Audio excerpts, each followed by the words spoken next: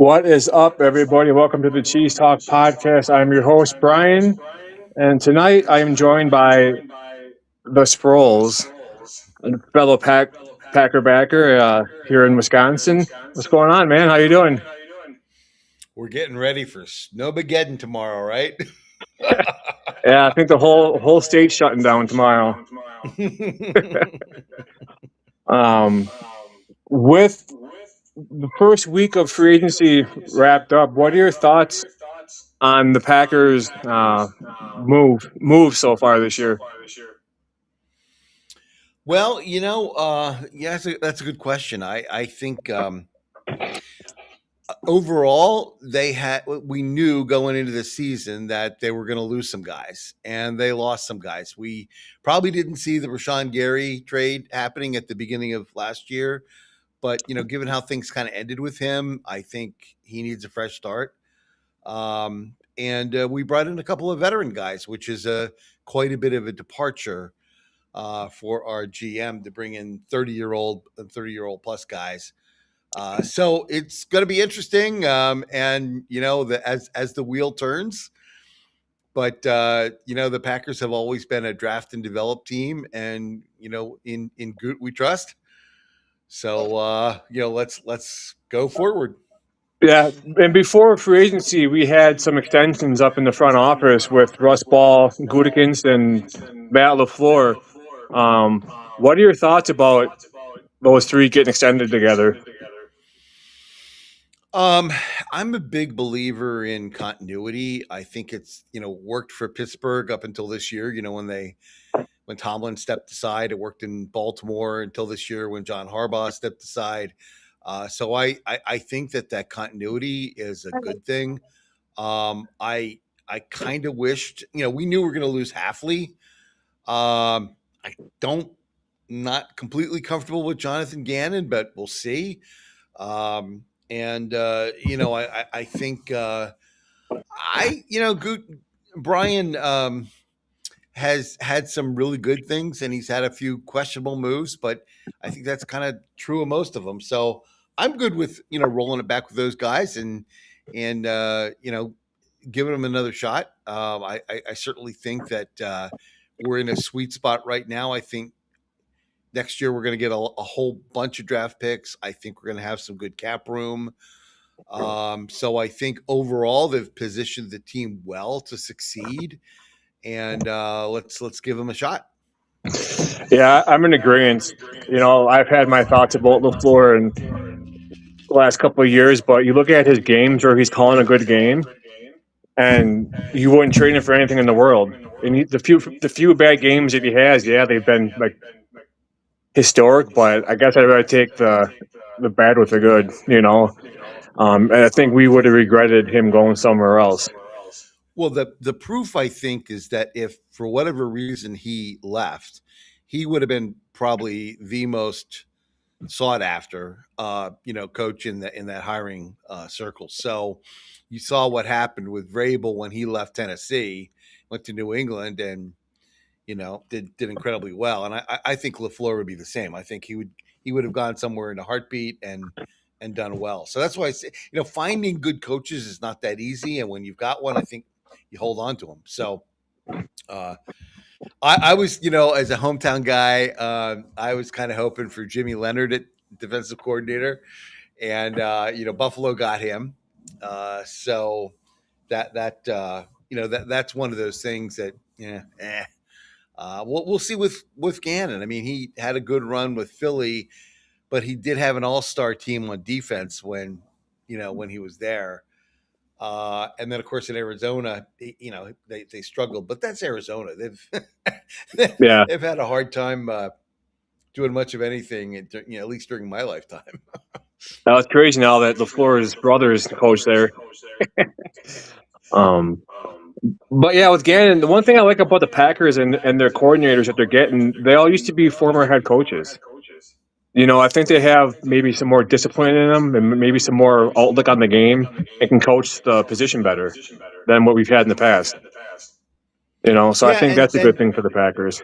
they also both of them both have their both Halfley and Gannon have chops in the defensive backfield, and that's clearly where we need the most help. I mean, I think our front seven is shaping up pretty well, but I'm still worried about the secondary. So it helps that you have a good guy back there, and also I think the guy that they got as one of their secondary coaches, Bobby Babich, and Yeah. it took me a second because he shares his name with his dad, who was also a really successful coach. But Bobby was the defensive coordinator for Buffalo last year, so Okay. I like the fact that they got some pretty talented guys there. So we'll see what happens.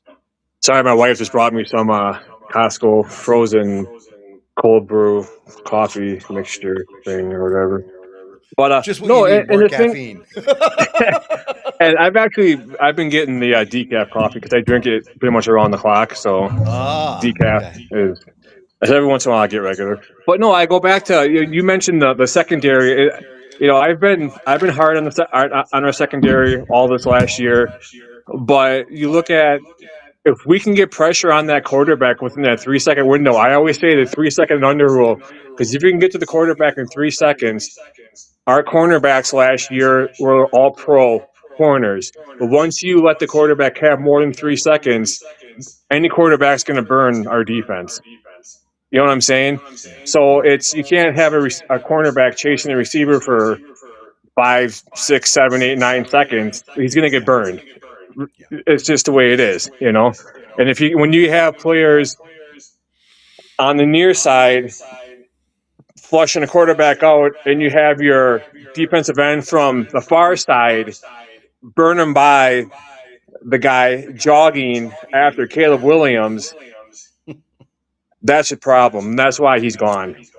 Yeah. You know, that's just the way it is. You got to get pressure on the quarterback. That's today's game. When we get to the position by position, rundown, I have a few thoughts on that. But you're right. I mean, it's pretty clear that once Parsons went down, that ability to pressure quick, especially with Wyatt out too. So Parsons and Wyatt both out. That's when we really look pretty bad. So it there's a lot of emphasis, and I don't think Gannon is a blitz crazy type of coach. So we're going to have to win with pressure from the front four and not be looking at any fancy things. I think too. You got wasn't Gannon Hargraves coach in Philly? So I mean, if we can get by with at least a 500 record before we get Micah Parsons back on the lineup, I think we'll be in good shape. Depending on what we draft this year, but I mean, we got. I think Lucas Van Ness is bound to have a breakout year. Yeah, he's just too big not to. Right. His stature, I mean, he's just huge. Yep. Absolutely. I mean, this is a key year because I think they didn't. I forget whether they picked up his fifth year option or not, which is his fifth year would be next year. So this is his fourth year, but there's really a lot of pressure on him to to pay off the dividend about where he was selected. He was selected really really high. So yeah, I actually like LVN as kind of a chess piece that they can move inside in some situations. So I think they I'm still looking for them to still have some juice coming from the outside on the other side from Parsons. But we'll see what happens with that. I mean, come on, you're 6'5", 272 pounds. I mean, how can you not be a force out and, there? and he can move too. He's a good athlete at that size, so yeah. I mean, I think he's like I said. I kind of like him almost as a tween guy, between end and tackle, and maybe you don't know where he's going to line up. I noticed in 24 that they did some really nifty things with twists and stunts. And that seemed to work. And last year they weren't doing it that much. Now, part of that I think was with Parsons, it's just kind of leave him alone, let him win. But that playing some of those games. I mean, Van Ness can be a wrecker in there with, like you Yeah, said, with his speed and his size. So yeah. I don't know. It sucks some of the players that we lost, but I'm also a believer in addition by subtraction. And obviously we can get younger guys in there. I mean, you go back and you look last year. If you break down like how much money Rashawn Gary made per sack, it's absolutely disgusting. You know, And wasn't he supposed to count something like 24 million against the cap this year? So I think somebody said it. I think he renegotiated his deal with Dallas, but I think before that he was set to make more than Micah Parsons, which is ridiculous, right? yeah. And everyone's So saying that Micah took all of our money. Micah was out for what? Not how many games? Six. something like that, yeah. I mean, your defensive end, your job is to like sack the quarterback. The last 9 games of the season, you had no sacks. It's now he. I mean, in his earlier years, he was good, and you would have thought, and I think we all thought with adding Micah Parsons, opposite of get Rashawn Gary, would have made his numbers go up. But they went, especially when he went out, you know, Right. and he just, Right. I don't know. Well, and the other thing about Gary was never a full time player. I mean, was lucky to get 60% of the snaps, and his performance kind of was trending down the whole time. He got off to a really good start, then he had that knee injury, and I'm not sure he ever fully came back. And by the way, that's my number one concern going into next year is probably three of their top 5 or 6 players are coming off very serious injuries. And we don't know that they're going to be able to recapture what they were doing. Of course, I'm talking about Michael Parsons, Tucker Kraft, and Zach Tom. And so we don't know that they're going to necessarily be 100% of what they were. And that to me is a concern. If we could wave our magic wand and on opening day, those guys are just like they were, at the beginning of 2025, then I'm optimistic. I think we've got a great chance. But that's my number one concern is those three guys are a huge part of what makes our team great. And if they're not either not playing, and like you said earlier, I doubt that Parsons is going to start the season. I mean, I think he'll start it on the pup. But even when he comes back at some point in the season, will he be that guy that we saw before he went down in Denver? And I don't know. I Yeah, don't know. I mean, even if not, I still think he's gonna draw the attention until he proves teams Right. otherwise. Right. So I think getting back a healthy Devontae White, you got Hargrave next to him, and then you have, like I said, Ben Ness and Micah Parsons. You got Wilson or Edger and Cooper, and Right. I just think it's going to be a different look defense, a younger, hungrier defense. Mm-hmm. Yeah. So um, Yeah, I still think they have work to do at cornerback, but we'll see. I mean, we thought they were going to do something last year, and of course, the Nate Hobbs things turned out horribly. That was probably one of Gutenku's worst signings. But I'm not, as of right now, as of Pi Day, March 14th, I don't see it. I don't think we're any better, at cornerback than we were last year. So yeah, I mean, like you said, the thing I like about Saint, how he pronounce his last name, Saint Juste or Juste or whatever his name is, I like his something like size. that. He's 6'3". Hmm. He's not afraid to tackle. You swap him out with Keyshawn Nixon last year in that goal line video of him running away from the tackle. I think you would have had him in there at least trying to stop the guy from scoring. It's interesting because I just recently I was looking at something, and I'm not 100% sure what scheme Gannon plays, but in the typical Tampa 2 type defense, they ask the cornerbacks to come up and kind of mug the wide receivers in the legal zone, right? And that does two things. It kind of slows them getting off the line of scrimmage.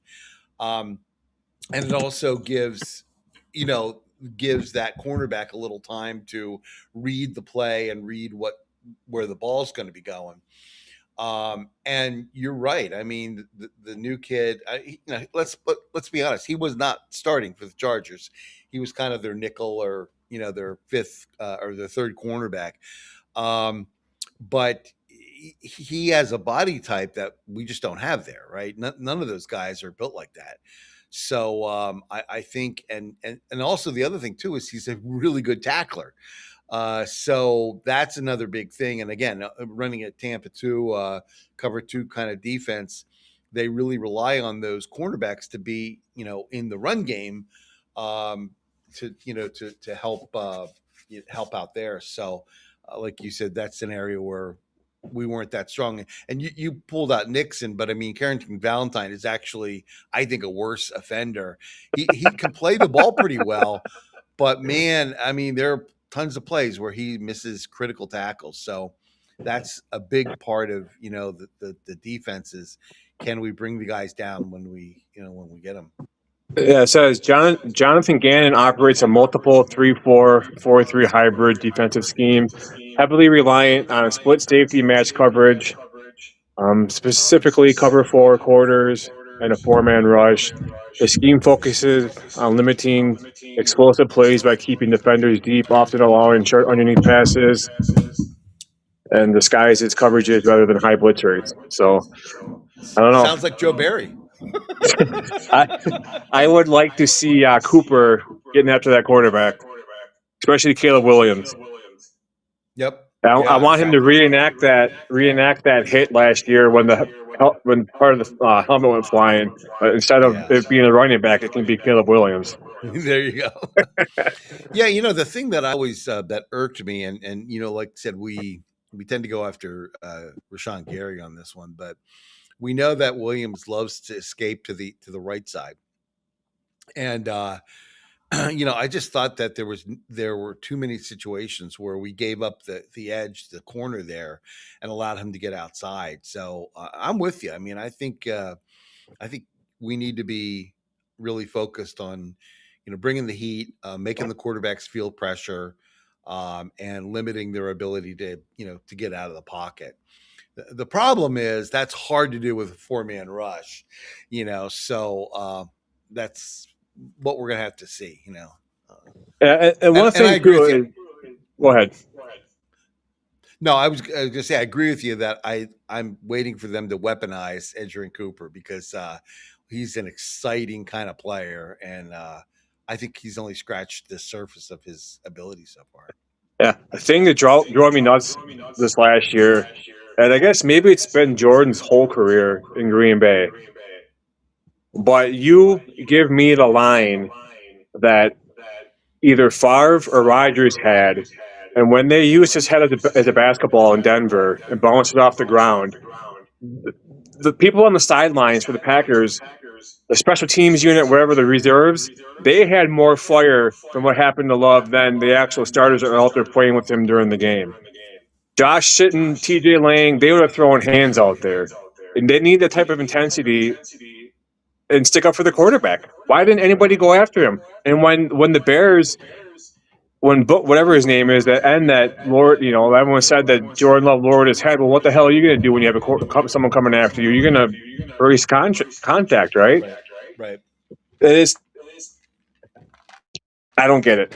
Especially the guys making $55 million a year. You're not going to go out there and protect and try to stick up for him. At least, I mean, hell, at least go get a flag thrown for, you know.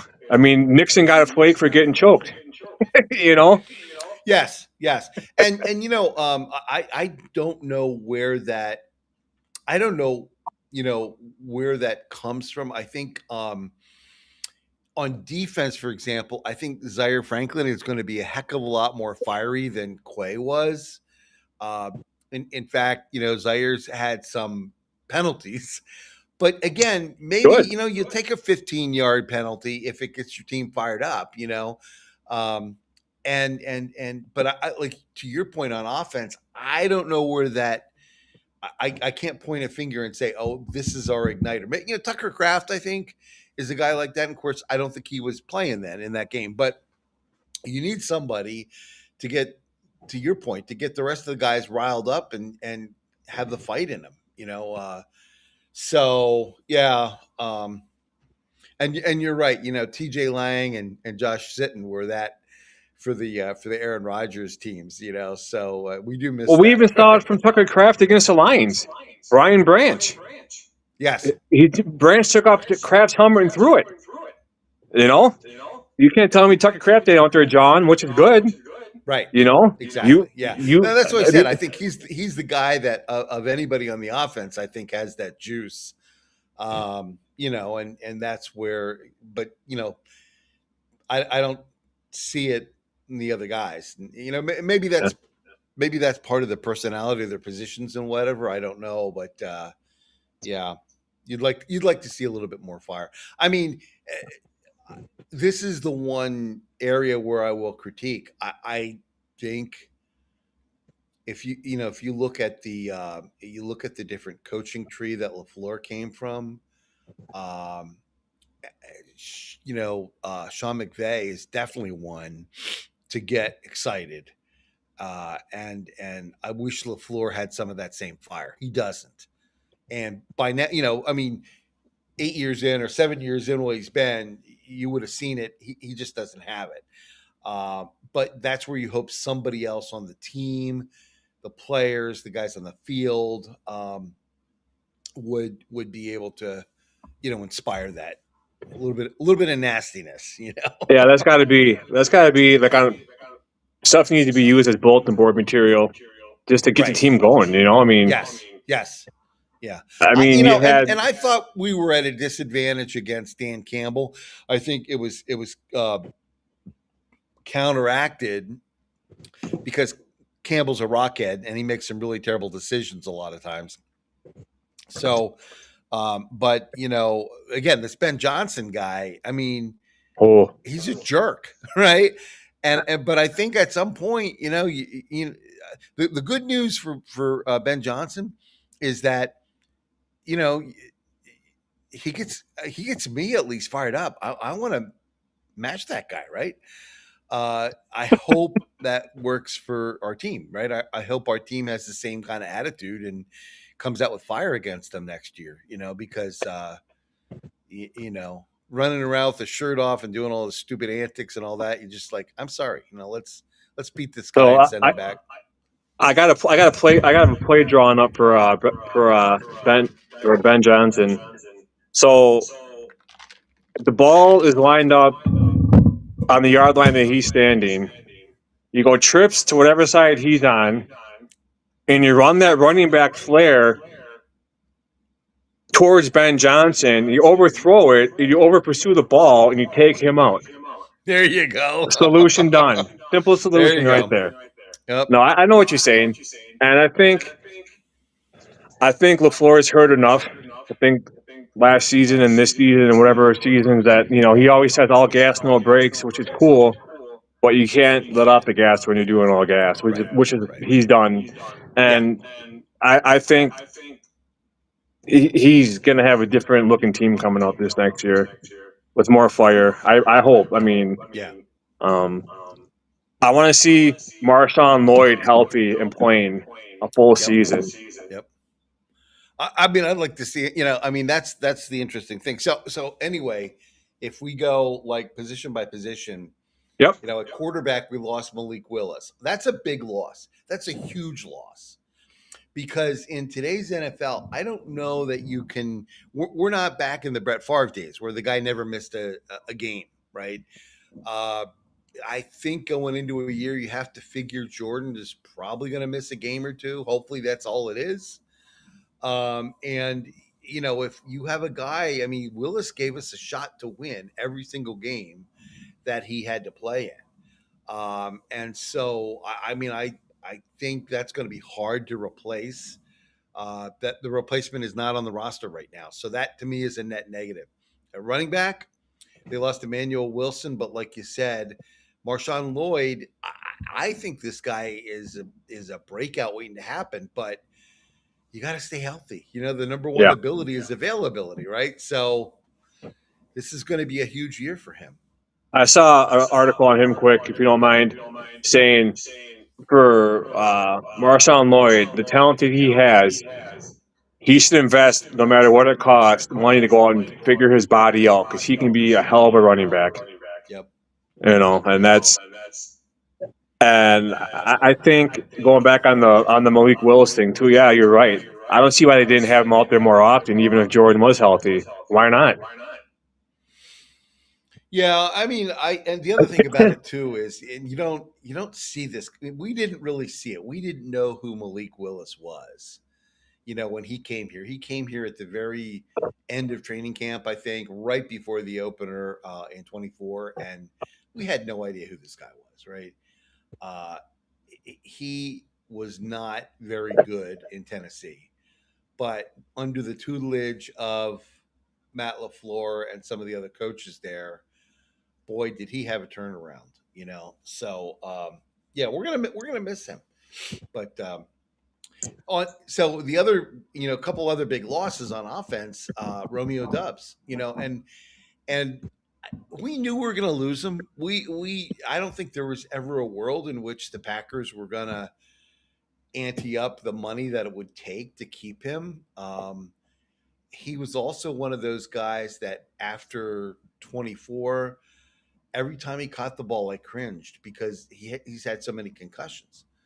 Um, so I wish for him all the best. I hope he Same. does great in New England. But I actually think it could be a positive to move on with Matthew Golden. Golden really barely got out of the starters blocks last year. And that's not a surprise. If you look back at all the Packer receivers drafted over the last 15 or 20 years, none of them had huge rookie years because it's a hard position to learn. And so, I hope that the year has been good and that he is going to be ready and to play a significant role. And I think he's a much better receiver than Dobbs ever was, and adds more to the offense. We saw that in the playoff game against Chicago. So Yep. that's an opportunity. That's an opportunity for us to get better.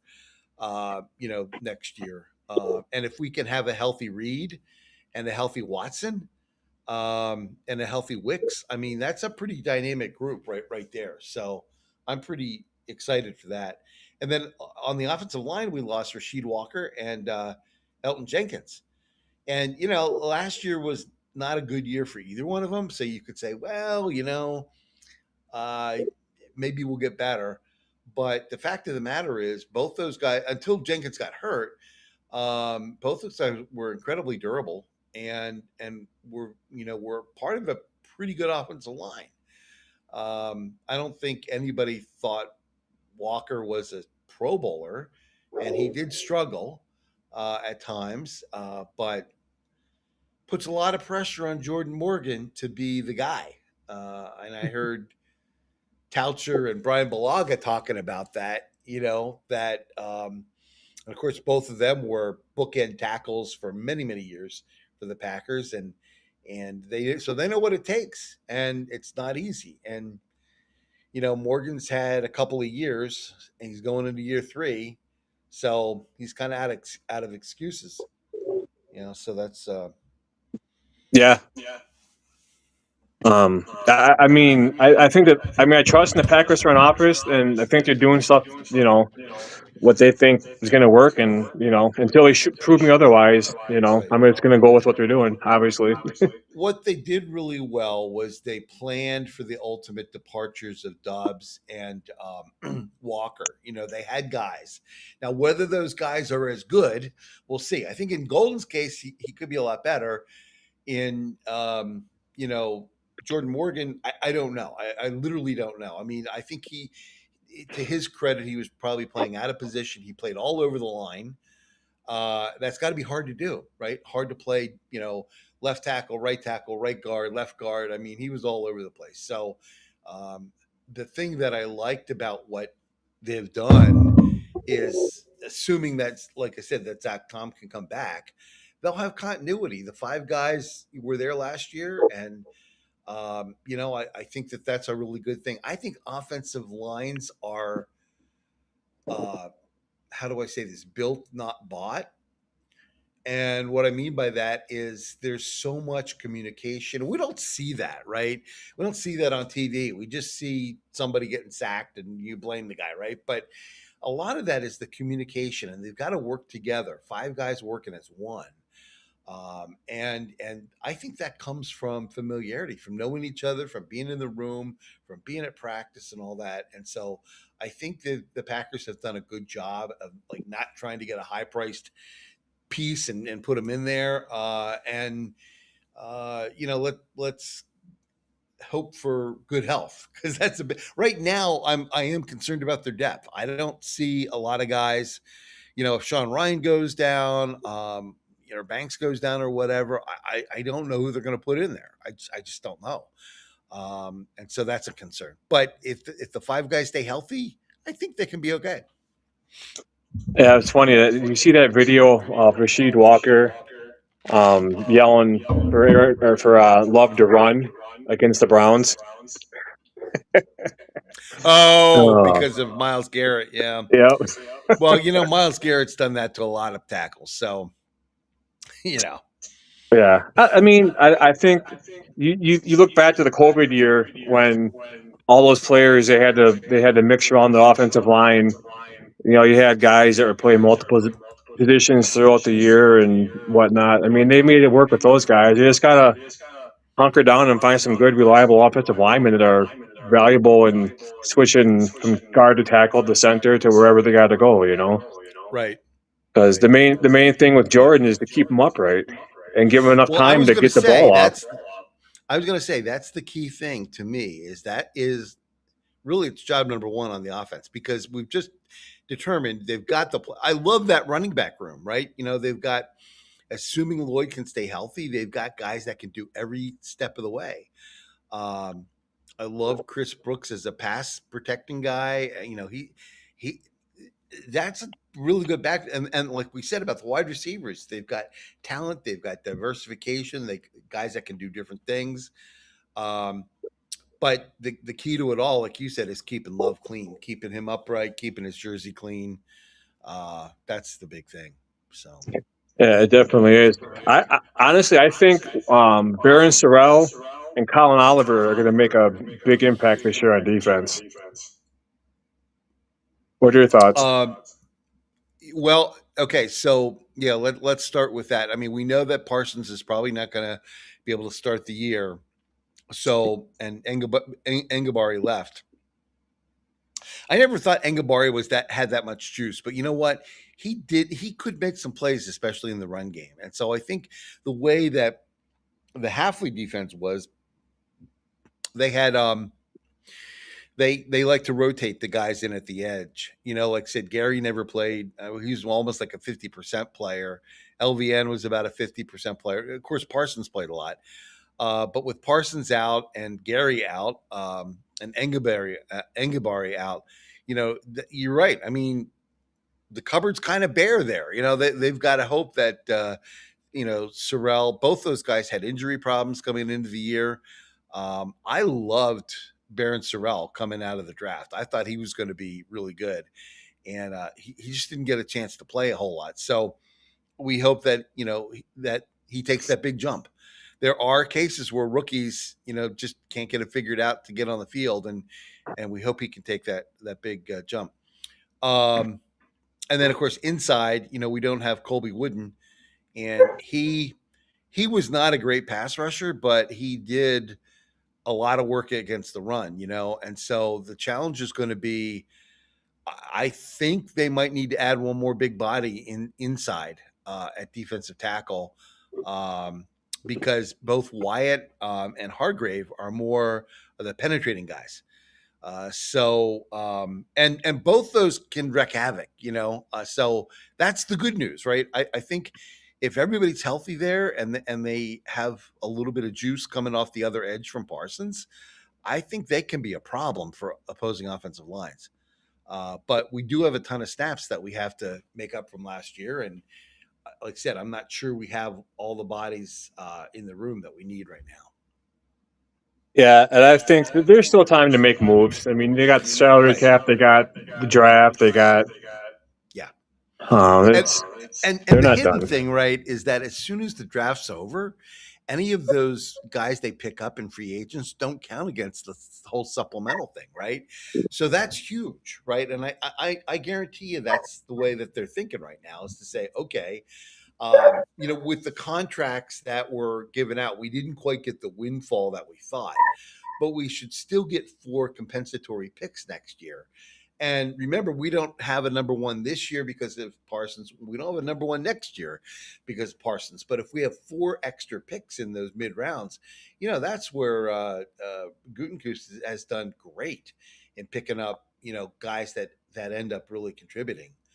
From I mean, just look at this from guys like Zach Tom, guys like Romeo Dubs. These are all like day 3 guys that they were able to pick up in the 4th and 5th rounds, and ended up being significant contributors for us. So Do you think they use any of those extra picks to get maybe back into that first round?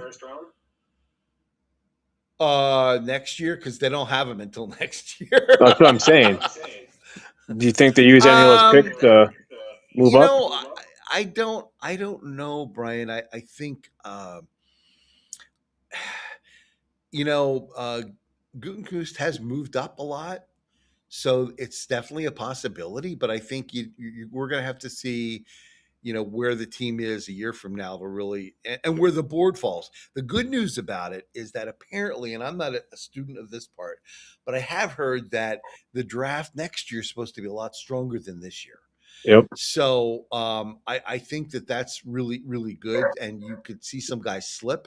And then if they slip into the top of the second round and we can package a couple of picks, to move up and grab them, absolutely. I don't think, the way the team is configured, if you had 7, well, let's say 6 plus 4 would be 10 picks. I don't know that they would want to exercise 10 picks because there's probably not 10 openings on the team, right? So that's why you would trade up, is because you'd want to, maybe get back down to like 7 picks. And in order to do that, you can move up in your place and get higher quality guys. So by the Yeah, but way, sometimes a maybe little those extra picks produce diamonds in the rough. yes. Yeah, absolutely. Yep. Yep. Yeah, I So honestly think when we get back Tucker Kraft and Micah Parsons, I think they're going to have a revenge season on their mind after missing last year due to injuries, big time.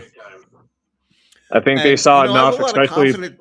I have a lot of confidence in both those guys. I mean, they're top quality athletes, and I think they're top quality people, and I think they really want to.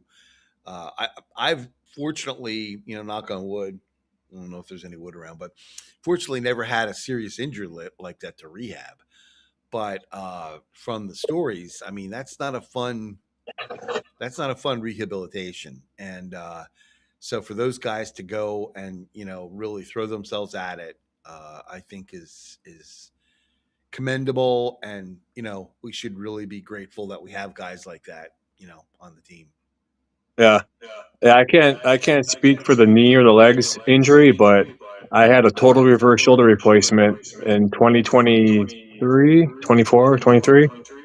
Anyways, yeah, it sucks. I'm still dealing with it. But I just think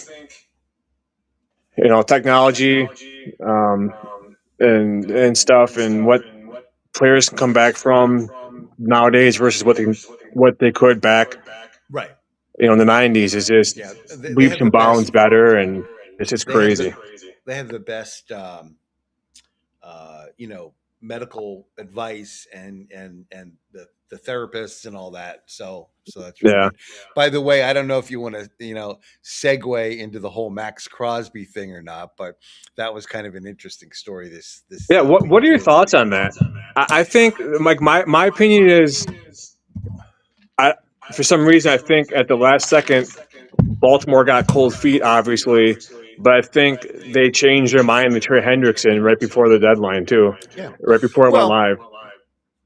like you said, would you rather have Trey Hendrickson, who is not the same player as Max Crosby is? I think he's a notch below, and he's older.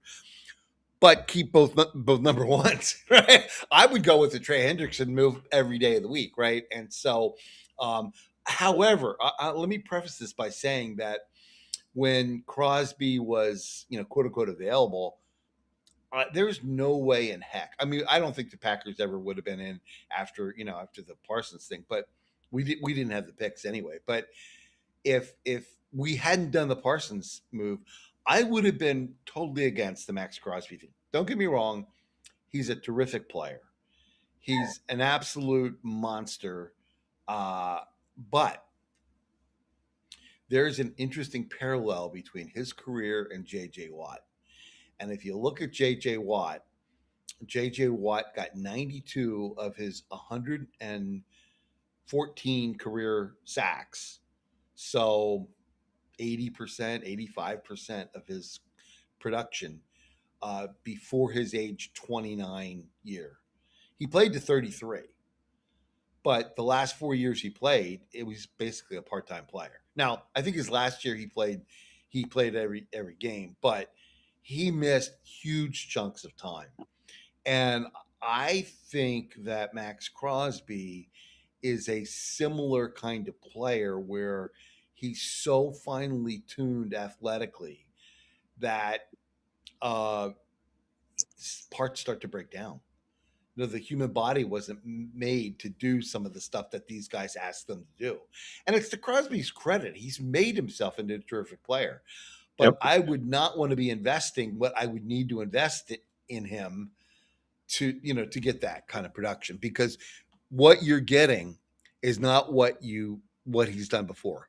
So, like I said, all you got to do is look at JJ Watt's career, and if you invested in him at age 29, at the peak of his, where he was as 3-time defensive MVP and all that, you got a shadow, just a complete uh, 20% of that production that you would think you were getting for all, because the other thing is with Crosby, Baltimore, in addition to the two number ones, they were going to have to like extend him because he only had 2 more years left. You don't give up two number ones to get a guy for 2 years and then well, I hope you come back. No, they were probably going to rip up his contract, extend him for 4 or 5 years. But that's a lot of money. It's a lot of cap. Yeah.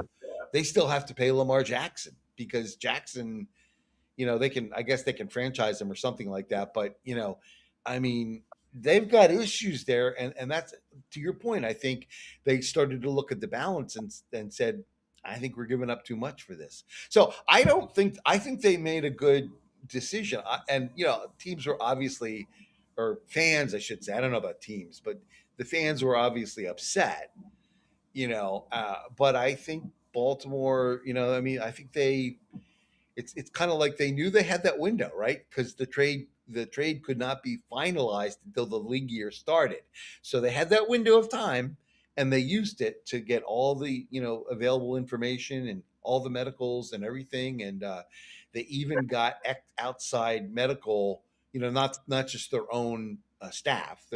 They got the Dallas physician, who incidentally was the one that operated on Patrick Mahomes. So he's like one of the number one orthopedic guys in the country. And I don't know what he said, but at least they had him look over Max Crosby's, medical records. And, so, I mean, I give them, I think they made a good decision for Baltimore. So, What I think is funny too is how they made all these moves on their roster before. From what I heard, they made a bunch of moves to like acquire Crosby, and then they made the deal before it went live or whatever. And then right before it kicked off, they backed out, and then they had all these positions to fill. But that shouldn't be an issue for them. But then on the bonus side, the Raiders are getting him back, and they got N'Kobe Dean, they got Quay Walker, they got this guy, they got that guy, and they're getting Max Crosby back. So I mean, maybe it's a silver lining for the black and silver, you know? Sure. Yeah, exactly. Because that was the question I had, was whether with all those contracts, I think they invested like $100 million in cap money in all those free agent acquisitions. Now they had the money, but they were spending it as if they weren't going to have to pay Crosby. So that was the only question I had: is can they Can they absorb Crosby and all those guys? And I guess they can. We'll see. But like you said, yeah, that could end up actually being a good thing for them. And Well, I maybe thought I read that the Raiders did that with they did that with Crosby's contract still on the pay, on the bank on the books. So even if it would have fell through and getting what they got, they still would have cleared the cap. Okay. So Yeah, I wasn't sure how that worked because basically, there's like one set of rules before whatever day that was, March 11th or something like that, and then the clock strikes midnight, and everyone has to be in compliance and all that. So, hey, other topic I'm sure you want to talk about is Kyler Murray to Minnesota. What do you think about that? um I saw your little meme and a little, in quotes. it's just too funny. I mean, he's I don't know. Sometimes you can't blame these players for where they end up. College careers don't translate to NFL careers. Um, Now that he's in the Vikings, I don't root for him to do good at all. So No, I think that he's going to give McCarthy a run for his money. I'll tell you that. yeah, yeah. And you know what? As I think about it, I mean, Minnesota had nothing to lose because they only have to pay him like 1.3 million.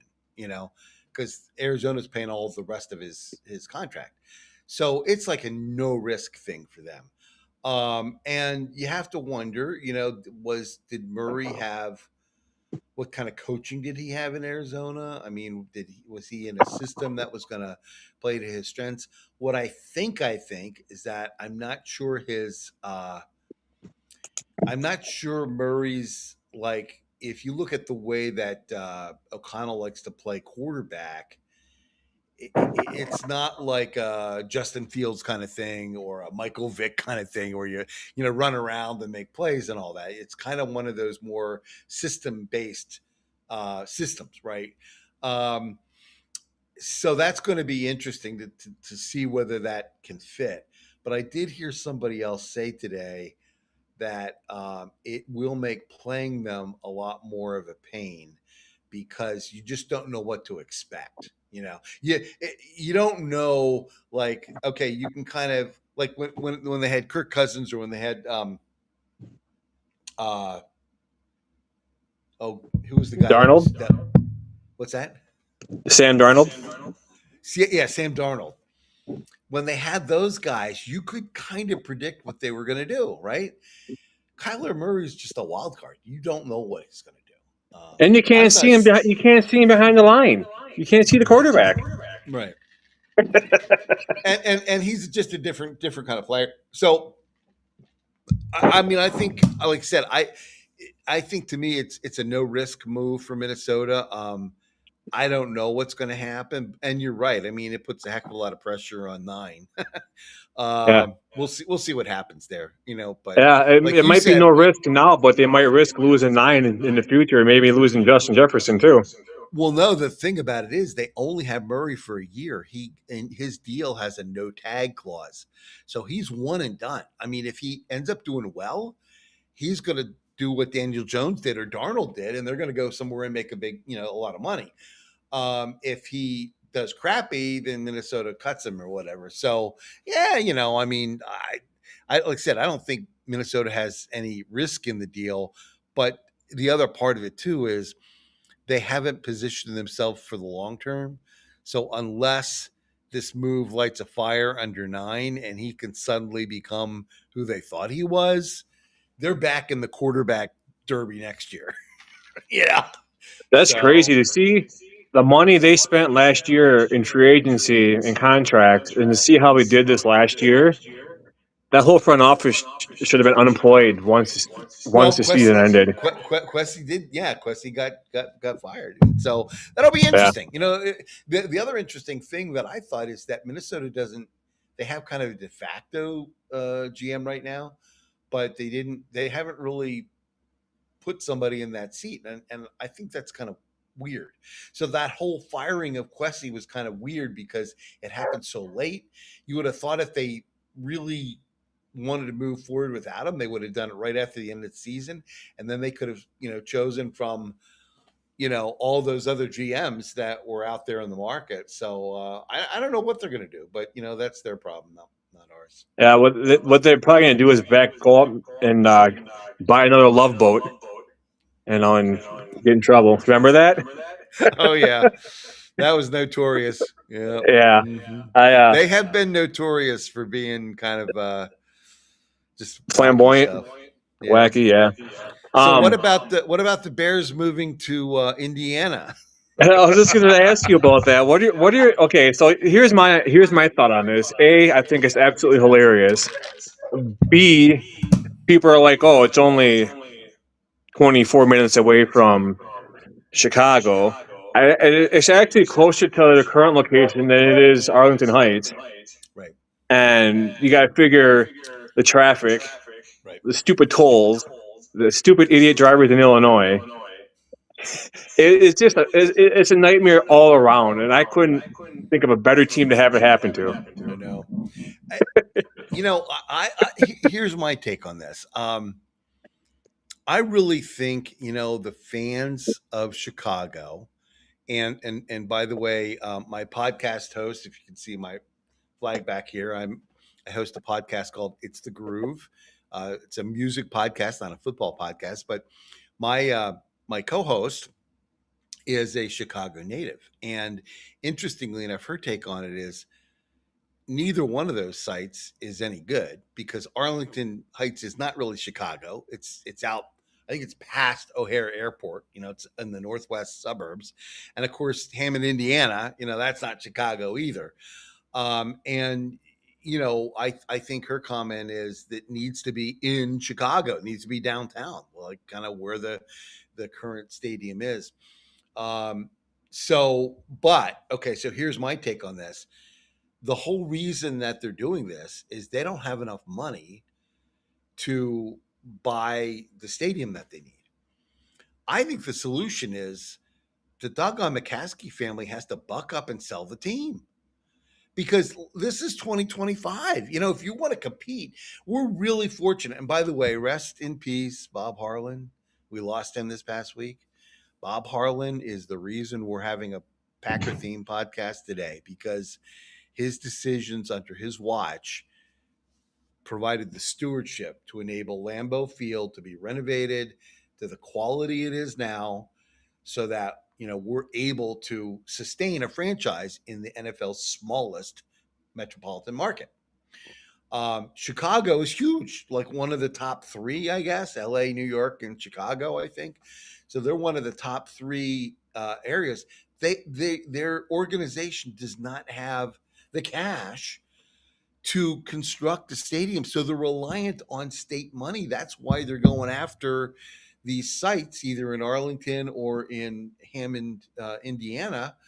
And Indiana's offering to pay for it, right? Yeah, I just look at that and say, if they want to belong in this league now and compete, they need to have ownership that can fiscally compete. And they don't. The McCaskey family might have a net worth of $1 billion, which is a lot to you and me, but that whole net worth is tied up in the team. That's all they've got. They're not like a Jerry Jones or a Stan Kroenke or some of these other owners that have literally billions from their other investments and businesses and things like that. right.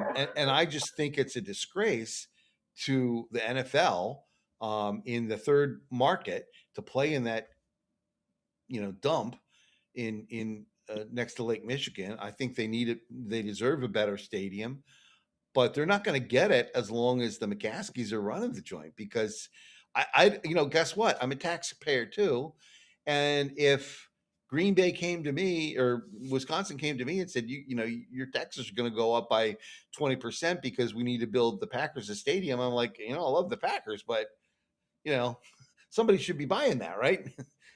they make But enough money.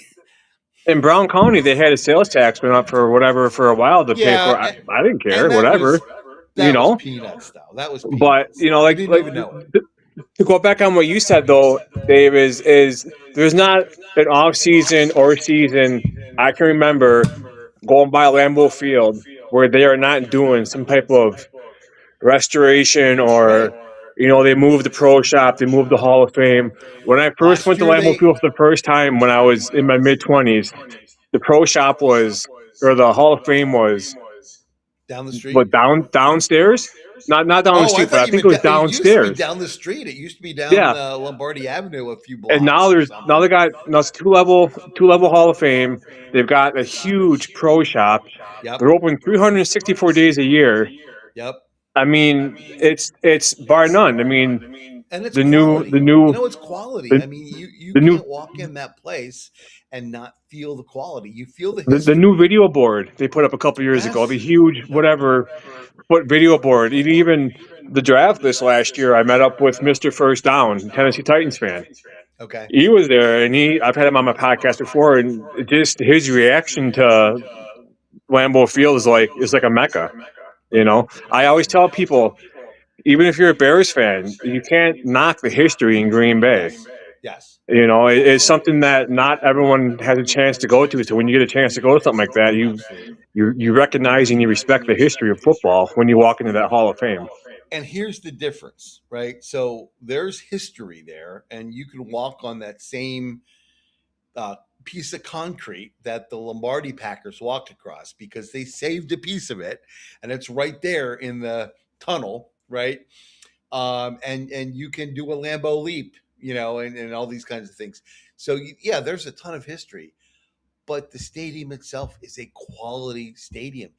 I've never been to a game in Soldier Field, but friends of mine that have gone say it's an absolute dump. That it's dirty, it's disgusting, and I mean it. So again, I mean, and I don't think anybody's arguing that they should stay there. It's just the fact that they don't have a plan, and that to me is just really discouraging. I mean, I was I reading an I would article. look. Someone was saying that if there's not anything by the end of the month, that they're just gonna accept the bid and go to Indiana.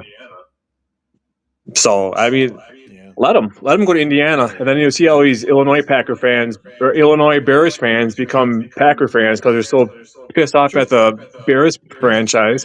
Yeah. Yeah, And and like you said, I mean, it to me, it's like I don't know. I mean, you've had the Chargers moved up the road from San Diego to L.A. I'm not a Charger fan. I don't, I feel bad for the people of San Diego because that's a bad drive, driving in L.A. traffic and all that kind of Rams stuff. went from St. Louis to Los Angeles. The Cardinals didn't they move too or not back in the day? Years ago, yeah, Yeah, but I they were mean, the yeah, St. I Louis mean, Cardinals when I exactly. was a kid growing up, and I then they mean, could you moved there. imagine the Packers up and moving to New Mexico or something like that? Yeah, I know. Yeah. Oh, so it was interesting. They were talking about, I think on the Bears, one other. I don't think it's a serious candidate, but one other thought they had was like the Quad Cities, which is actually Iowa. And I heard the comment. I said, "Well, you can't give Iowa an NFL team because then Minnesota's going to want one too." Yeah, Anyway, yeah, it's interesting. Like I said, the people I know that are hardcore Bear fans are just disgusted by that, and they want the team downtown, and but obviously there's no plan for how they could possibly do that, and you know, so So what are we looking for in the draft this year? best player available. Actually, I said that, and I actually think that with one exception, I think they've actually filled the slots that they needed to fill in free agency, which means that they can have the luxury of taking the best player available. The one exception is at cornerback, and I just don't want to run back Carrington Valentine and 25 again. I just My biggest Bullards. thing. So this is my take on Nixon. When we had pressure on the quarterback, he looked good last year. When we did, and he got burned. Only reason why he got that contract extension is it was before they made the rule on kickoff. And that's the only reason why he got that contract, because what he did on kickoffs. And all of a sudden, you paying this guy all this money, and like, oh, let's try him. He's fast. Let's try him at corner, and then it didn't work out. So I just they got to figure something out with him. Well, and the problem is there's really not a whole lot behind him. I mean, if they had a good solution, he wouldn't be the guy. He would be back at returner. By the way, getting Sky Moore at returner, that we didn't talk about that. Yeah, I think that's a huge upgrade. I'm anxious to see, and like we've had other players too, that at the end of training camp, it's like, well, we can't afford the roster spot, and that to me has been a massive goof. I think you have to have a roster spot on a guy that's designated as your return guy, and you have to find that guy. So I hope that with this decision now, bringing him in, that will then, we'll just cut and paste. We'll just put him in, and he's on the 53. He's going to be on the active game day roster, and then every punt, every kickoff, he's the guy, right? So I hope we can do that. And last year we had Dubs returning punts. I mean, the only thing about it is he could catch the ball.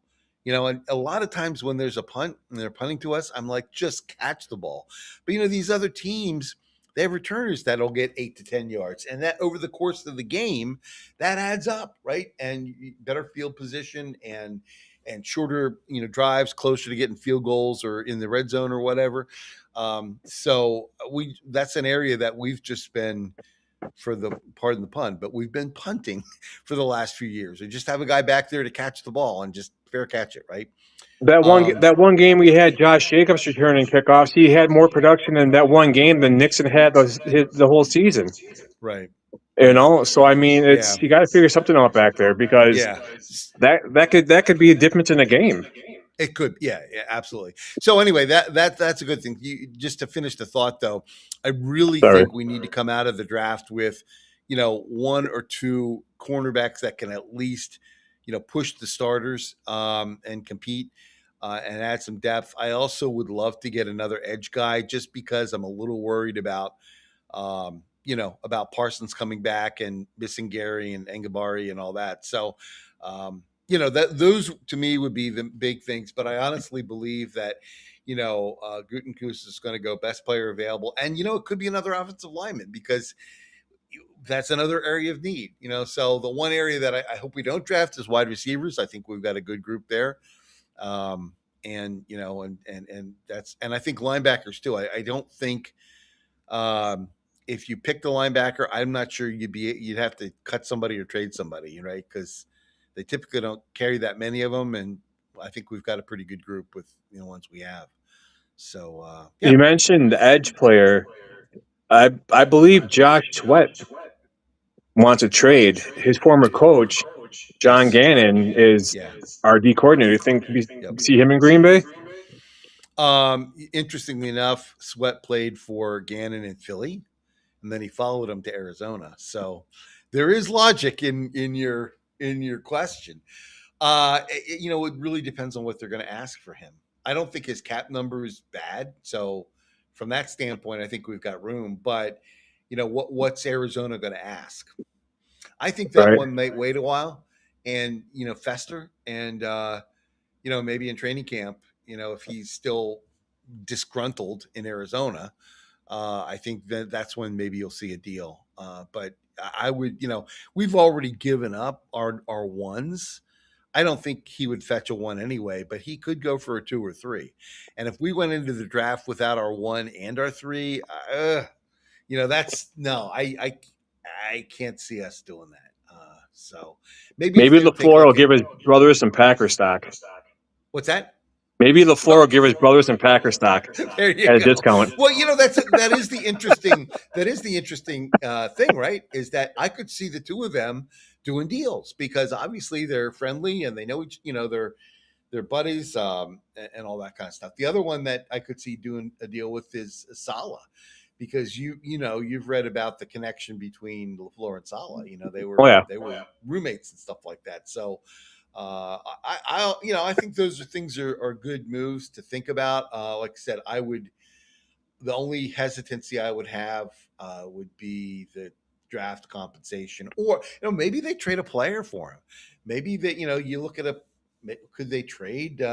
What would you think if they gave up Wicks? Would you do that to him? Um, I don't know. Maybe we can see how fast he is, and we can put his 40 time against Keyshawn Nixon's 40 time, and maybe put Sweat at corner. No, I mean, if a trade makes sense and whatever, and you're not giving up too much to risk your future and draft picks, I don't see why not. I mean, why Well, not give him a chance? like we said, it's all depending upon what Arizona's asking. If they're asking Right. two or three, I don't want to take our top, that much draft capital, because you look at it and why we're in the position we're in the position now with guys like you look at that wide receiver room. Well, we could lose Romeo Dubs, and we're fine. We're fine, but it's because we've been drafting guys every single year. And Do you the remember same me thing. saying before the season started that if we had a feeling that we weren't going to be able to retain like Dobbs or anybody, we should trade him for a first round draft pick during the season? You look back and too bad we didn't do that, right? Well, yeah, I don't think he would have ever gotten a first, but Right.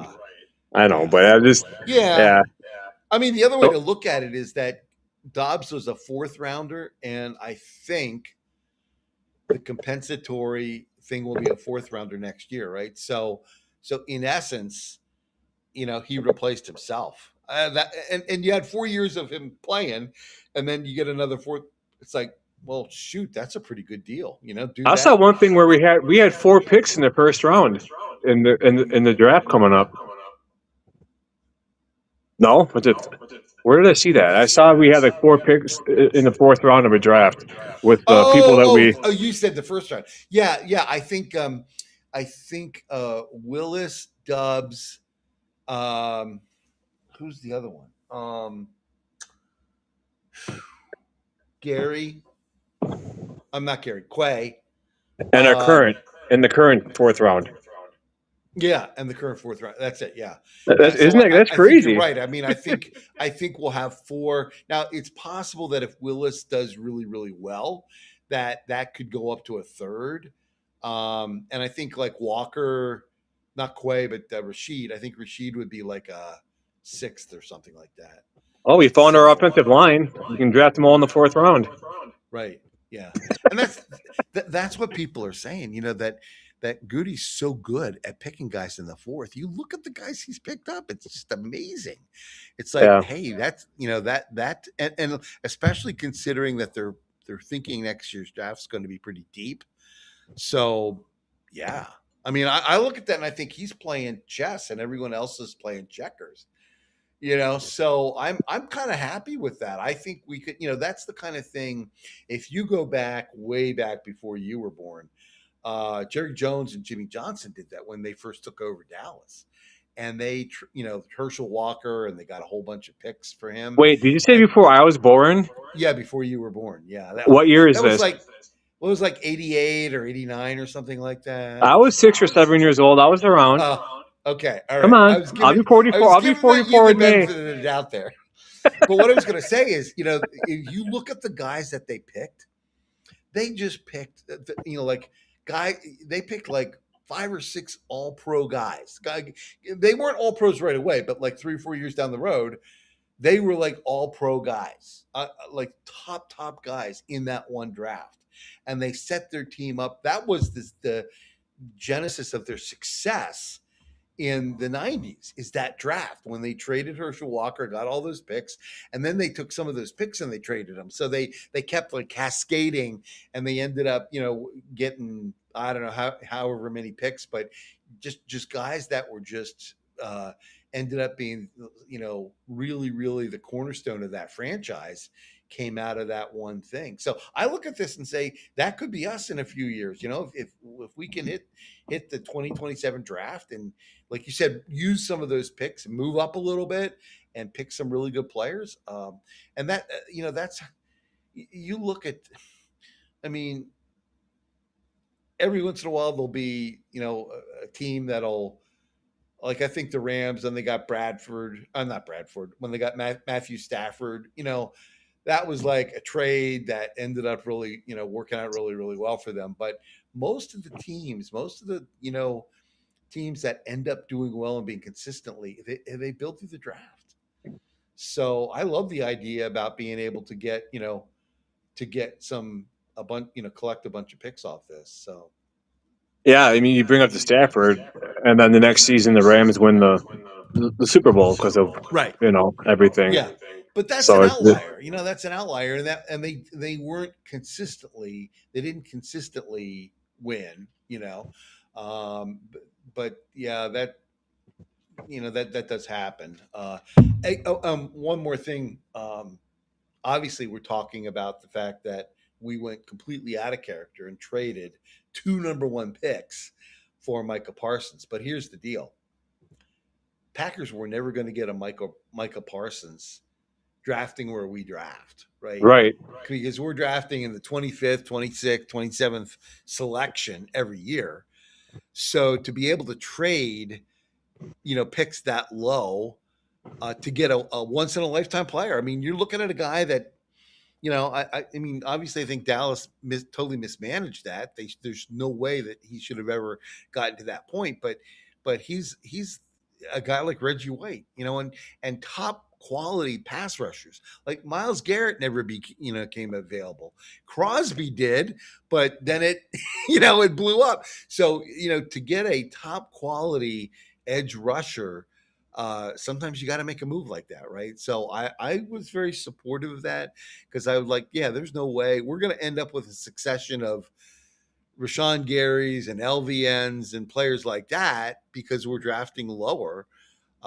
Parsons was like, I think, a top 5 pick, if I remember correctly, when he Yeah, came out. I still think back to last year when that happened, and I remember I've said this before, but I was in the parking lot during training camp. I was hanging out with Iowa Joe, the founder of OPE and Ohana Packers Network, and Okay. hanging out with some other Packer fans. We're at the part where the players pull out of the garage and they pull onto Oneida Street and they go Okay. down, whatever. And it was before the last preseason game, I think, of the year, like on a Thursday or a Friday, and they're lighting up fireworks, probably getting just to make sure everything's running and whatnot. And Right. oh yeah, they're getting ready to, they're shooting off fireworks to announce whatever the Micah Parsons trade, and everyone just kind of laughed at me. And like a week or so later, it happened, and I was It posting happened. those pictures of like, oh yeah, Micah Parsons spotted that Culver's in the pier, this and That's that, and right. everyone's like, oh no, whatever. And sure enough, he ended up coming to Green Bay. Yep. Like you said, I think it's worth it. You talked about losing what the tackle we traded. I can't even think of his name now. For Colby Wooden. Well, we have Warren Brinson, we got Nazir Stackhouse, we got Carl Brooks. I mean, we have guys that we can rotate in there. I think we have enough to shore up the defensive line until Parsons gets back. We have Devontae White, got Hargrave. We still got people we could sign in free agency. Yeah. I think it's possible. I think Yeah. I'm a big believer in everything happens for a reason, and I'm a big believer in subtraction or addition by subtraction. I think Gutekunst knows what he's doing. He wouldn't be there if he didn't, because Right. the people would speak and want him gone. They wouldn't have extended him. They wouldn't have extended Russ Ball. They wouldn't have extended Matt LaFleur. I just think they gotta make some moves, and I think it's going to be a good year for us, and hopefully we can be healthy for most of the year, and Yeah. and and I'm also injuries suck, but I'm glad they happened at a time to where they had recovery time to come back healthy this next season. I mean, you look at Jaden Reed when he got hurt, it sucked, but we had the depth on the receiving depth chart Yep. Yep. to make up for him being gone, and he was able to get 2 surgeries done at once because he had that Jones fracture and then he had the broken collarbone, so he was able to get both done, come back healthy. Yep. I think Watson's going to be our number 1, Reed, Golden, Wicks. Then you got to add in Tucker Kraft. He's going to be a huge piece of that offense too. That is a lot to look forward to, I think, this year, and I'm excited. Yep. So we only have to wait 6 more months, Brian. Six that's more months. Yeah, that's but the we got the draft. yeah. That's the thing that sucks. It's like I was thinking about it. The Packer season's been over for about 2 months, but we still have 6 more months till real football. Now, yeah, like you said, the draft will happen. I guess it's late April, so we got another like 6 weeks or whatever, and then OTAs, and then mini camps, and then training camp starts. And I always try to get up to training camp at least once, because that's fun. That I was. You mentioned going to Lambeau, and I definitely endorse that comment that every football fan around should try to get to Lambeau once. But the other thing that's so cool is when you get to go to Ray Nitschke Field and training camp, Yeah. because I've been at other training camps, and there's nothing quite like you have unparalleled access to the players, whether it's right there on, I don't know what's it called, Military Avenue, or Armed Forces Drive, or something Um. like that. Is it Armed Forces Drive? Yeah. Something like that. Oneida. But Yeah. Oneida Street, Lombardi, whatever. yeah, where the players are riding the bikes and all that, and that's just a classic. You just got to see that. Every year I stop and I watch after practice, and just watch the players drive back, and they're riding back on the bikes, and the kids jogging next to them carrying their helmet, and it's just unbelievable. It always hits my heart.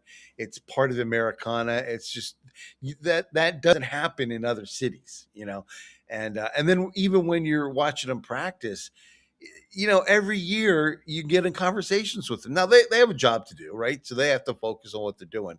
But there are times when you can chat with them and stuff like that. And again, it's just it's an unbelievably unique experience to be that close to the players. So Right. I can remember a story back from when I was living in Madison, and my wife is actually from De Pere, which is,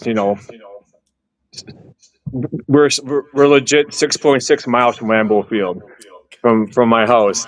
But when we were dating or whatever, I went to a Packers training camp with her. And this is back when digital cameras were, the thing, right? And I had this digital camera, and we went to the practice at the old the one before Ray Nitschke Field was built. What's that?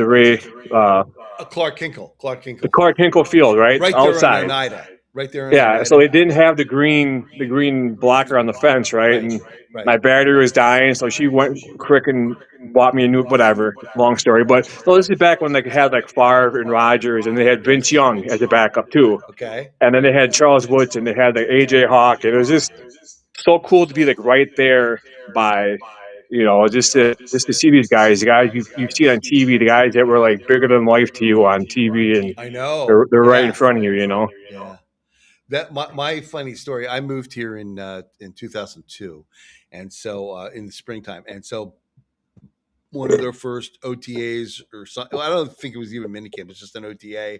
They're just practicing, and my office was located really close to Lambeau. It was on Lombardi, like Lombardi and Military, basically at the corner there. And so I was coming back from a meeting, and I'm driving up Oneida, and I had forgotten about practice, and all of a sudden I'm like, oh wow, that's so I pulled into the lot, got out of my car, walked over and watched about half an hour of the practice. And like I said, I was literally between, there's a chain link fence between me and Brett Favre. And I'm like, Yep. this is unbelievable, right? And so, after a little bit, I get back in the car, go back to the office, and I pull into the outlet. So I was literally there for like maybe only 30 minutes or something like that. I pull into the office, go into the building, and one of the guys says, "Hey, Dave, how was Packer practice?" And I'm like, oh my God, this really is a small town. But Yeah. anyway, yeah. So that was, like you said, that was my first taste of that. I used to go to Eagles practices when I lived on the East Coast, and you're 100 yards away from them. I mean, you need binoculars, to see what was going on, Yeah. and all that kind of stuff. It was still fun. I still enjoyed going up there, but boy, the uh, ability to connect with The players is just unparalleled in Green Bay. It's So crazy because like uh, so LaFleur's in the Pierce School District. You know, he has oh two kids, yeah, yeah. and at like basketball games, like in the youth basketball circuit or whatever, like all of a sudden, you know, if he walks in, it just goes quiet, and everyone's like, you can just hear the going on with everybody else, and like teams after the games take team photos, and they ask him to be part of the photo. Oh, It's just cool, you know. It's just cool to see someone like that in public and just think, oh, he's just another person, you know. Where else, like out in L.A. or New York, they'd be getting mobbed, you know. So right. it's just cool to be able to be in the same town as something like that. And during the season, you see a player, at a restaurant or out in public, and it's just like, oh, hey, look, there's so and so, or Right. there's. I remember being at Bay Park Square Mall when I first moved up here, and around Christmas time, a big SUV pulled into the mall. I was walking out, and they were walking in. Two big diamond stud earrings, bald, shiny head. Guy who's kind of walking in with his collar. Donald Driver. So it's Wow. just kind Yeah. of cool to Yeah. you know just to see and Yep. see them around town, and I don't know. It's just an awesome community, awesome I atmosphere. I don't care whether it's Arlington Heights or Hammond. Chicago will never have that, right? That just will never happen. So, Gary, you know, Indiana, they're gonna have bulletproof everywhere. Tell you what, we were coming back. So my daughter had a lacrosse tournament in Westfield, Indiana, last summer, and like we were like trying to like follow her GPS on the van and trying to follow that and versus like Chicago, Indiana traffic. You make one wrong move and you're in the wrong place. Well, that happened to us. We were supposed to get over, and and it was too late by the time we realized it, and we took the Gary, Indiana exit.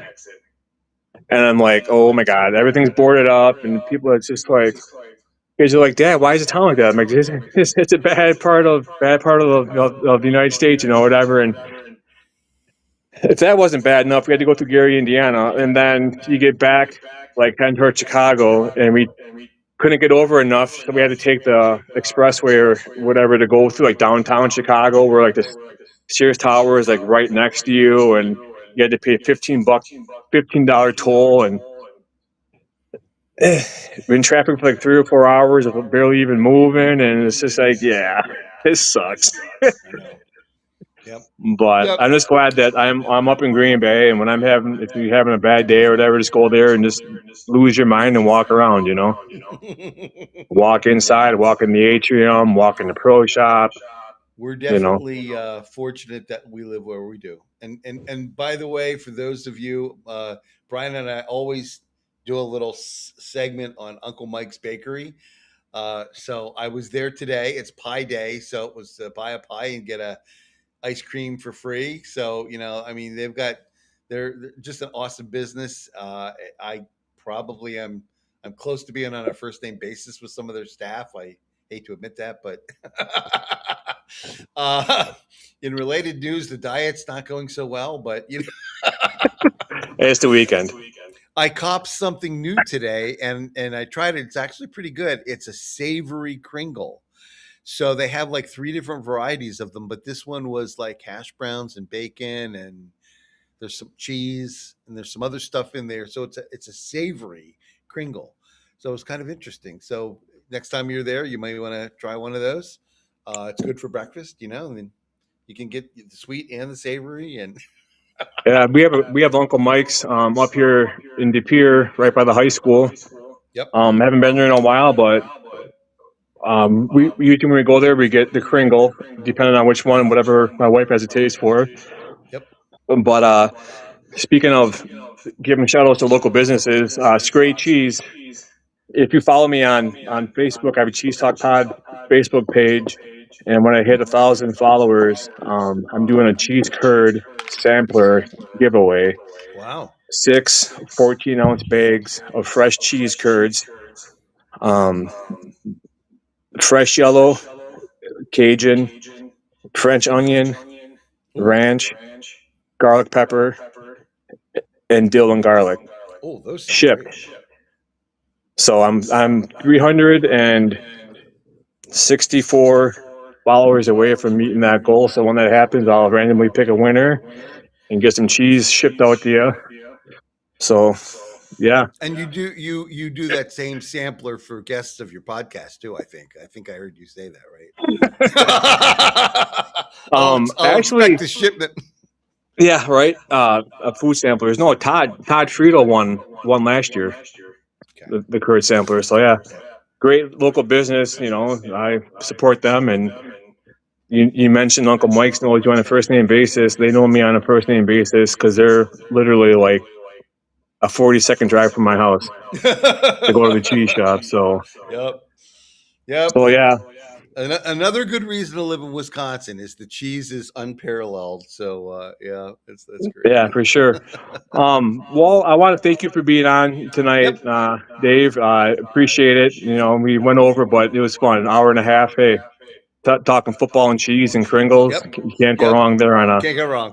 Yeah, you Well, you gotta stay just make. safe and hope the storm isn't too bad. I think you may get a little bit more than we do. I'm in Appleton, but it's kind of looking like we're all going to get hammered here pretty soon. So Yeah, hammered by a snow, good not by excuse to alcohol. spend Sunday and maybe Monday hunkered down and listening to podcasts. No. And if you get tired of cheese, if you get tired of football podcasts, you can log on to itsthegroove.com, and we've got a great one up that just went live yesterday about Anita Baker's Rapture album celebrating its 40th anniversary.